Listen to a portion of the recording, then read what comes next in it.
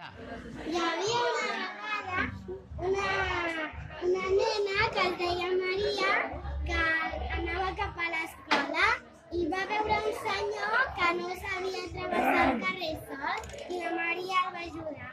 I com a recompensa el noi li va donar uns diamants i un peix perquè li passarien coses màgiques.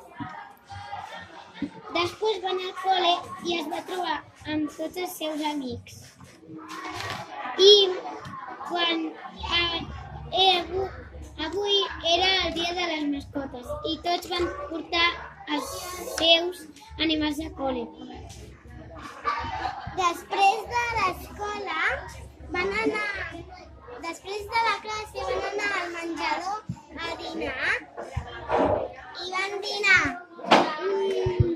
un pollastre amb pa i de postres van menjar un gelat, poma i plàtan. La profe li va prendre a la Maria els cristalls i el peix. Després, la profe, quan va arribar a casa, va veure que tot estava ple d'aranyes, arbres, serps, ratpenats i hi havia una bruixa. La bruixa li va dir: "Per què li has pres això a la Maria?"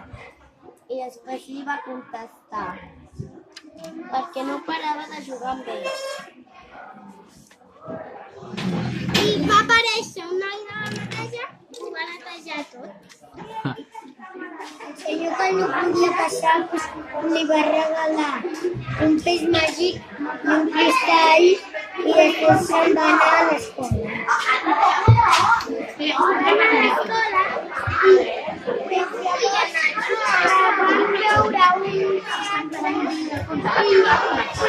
tenia uns amics que estaven allà